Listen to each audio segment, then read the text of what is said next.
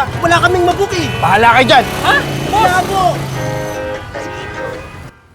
Halika na sa Move It, may ride ka in 2 minutes. Halika na sa Move It, meron ng motorsiklo. Halika na sa Move It, book na in 2 minutes. Kailangan naka-move it para tuloy na rin ang plano. Paano naaabot kung hindi pa nakabook? Late na late si Father sa kasal, siya na shook. Tagal niya nagabang, umulan na malamang. Nagulat din si Father ng ikakasating palang.